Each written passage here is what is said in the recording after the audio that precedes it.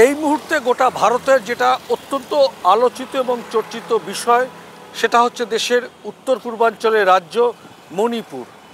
আমরা জানি যে গত 2023-এর মাঝামাঝি থেকে একেবারে উত্তর পূর্বাঞ্চলের রাজ্য মণিপুরে জাতিদাঙ্গায় কিন্তু প্রায় এই গত 2023 থেকে 2025-এর মাঝামাঝি পর্যন্ত কিন্তু দেখা গেছে যে প্রায় 250 জন শুধুমাত্র জাতিদাঙ্গার কারণে কিন্তু 250 জন নিহত হয়েছেন, প্রায় 1000-এর বেশি মানুষ কিন্তু সেখানে ঘরছাড়া।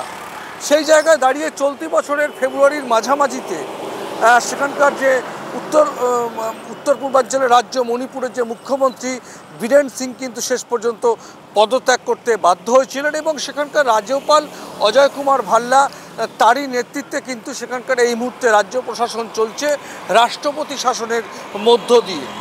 গত কয়েকদিন আগেই ভারতের লোকসভা এবং রাজ্যসভায় ওয়াকফ বিল পাশ হয়েছে মধ্যরাতে। সেই রাষ্ট্রপতি শাসনের কিন্তু মেয়াদ উত্তীর্ণ হওয়ার পর কিন্তু সেটা আবার নতুন করে রিনিউ করা হয়েছিল, কিন্তু সর্বশেষ পরিস্থিতি অনুযায়ী আজ ভারতীয় সময় বা দিন তারিখ অনুযায়ী 5ই এপ্রিল জাতিদাঙ্গার পরিপ্রেক্ষিতে যে দুটো সম্প্রদায়ের মধ্যে জাতিদাঙ্গা হচ্ছিল, মেইতি এবং কুকি, সেই মেইতি সংগঠনের 6 জন এবং কুকি সংগঠনের 9 জন এবং ভারতীয় ইন্টেলিজেন্স ব্যুরোর অন্যতম আধিকারিক মিস্টার মিশ্রর আন্ডারে কিন্তু যিনি রিটায়ার্ড তার আন্ডারে গুরুত্বপূর্ণ বৈঠক হয়েছে। সে বৈঠক সংবাদ সংস্থা পিটিআই যে জানিয়েছে যেটা সদর্থক ভূমিকা নিয়ে কিন্তু আলোচনা হয়েছে।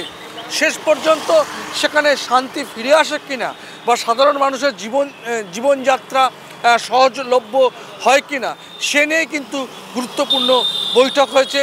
এই মুহূর্তে যেটা সবচেয়ে বড় খবর, বিষয়টা এরকমভাবে বলার যে একটা দেশের উত্তর পূর্বাঞ্চলের রাজ্য এতদিন ধরে সেখানকার মানুষ কিন্তু রাষ্ট্রপতি শাসনের মধ্যে রয়েছে শুধুমাত্র একটিমাত্র কারণ, সেটা হচ্ছে জাতিদাঙ্গা, যে কারণের ফলে কিন্তু এই 2023-এর পর থেকে 250 জন মানুষ মারা গেছেন, 1000-এর মানুষ কিন্তু ঘরছাড়া।